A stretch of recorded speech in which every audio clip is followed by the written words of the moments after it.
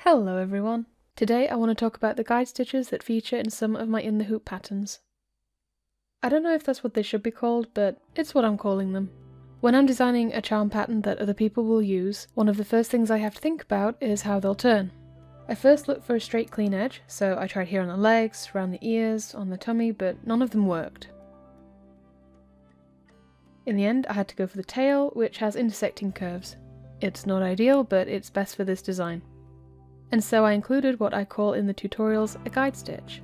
It's a simple running stitch that follows the outline of the charm, and I try to include it for any pattern that has a non-straight opening. First of all, it's helpful when cutting out the charm. Here you can see the outline stitches and you can cut them out normally, but then you have this gap with no guides at all. But when we flip it over, the guide stitch is clearly visible and we can use that to cut the appropriate seam allowance. It's also helpful for knowing where to clip, and while we're here, clip all your seams.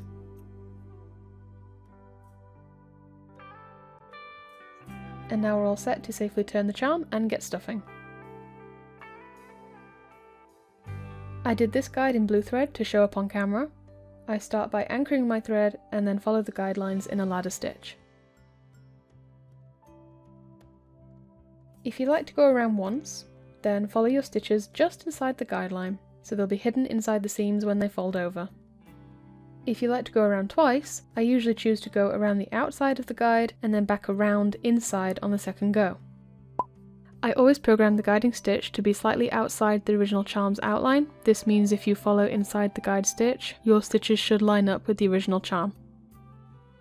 This is always way more awkward trying to do it at an angle that the camera will see, but I'll get there in the end.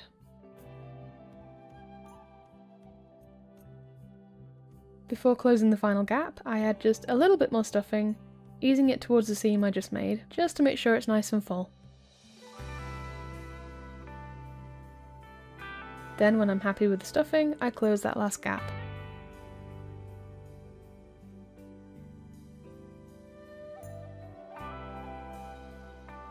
Because I like to go around twice, you can still see the blue threads.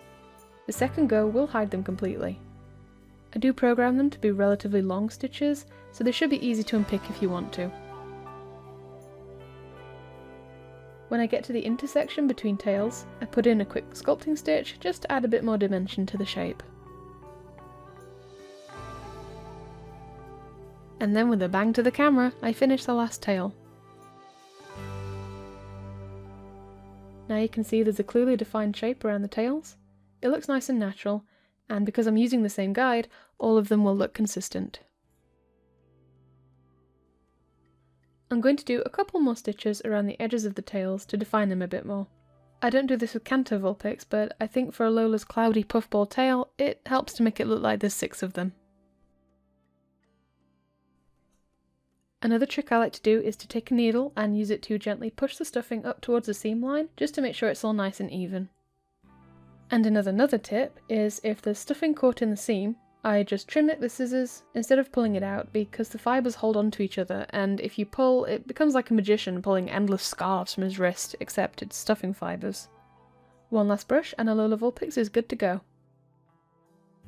Very quickly, Canto Vulpix doesn't have a dedicated guide stitch. This is because the applique outline works just as well. It's not as easily unpicked, but if you use a matching thread, it's not going to matter. Having a good guide to follow really helps keep the curves even and tuck in the corners where the tails meet. So just the same as Alolan Vulpix, follow the guide, and this time I don't even sculpt the tails. We'll still get this nice rounded shape by the end, and all of them look nice and consistent. At the time I'm filming this, Coffee members are receiving the Alola Vulpix files at the end of March. They're getting Canto at the end of April. Both sets of files will go up in my public shop after members have had a chance to play with them. I put out new patterns every month, including a special sewing pattern coming in June.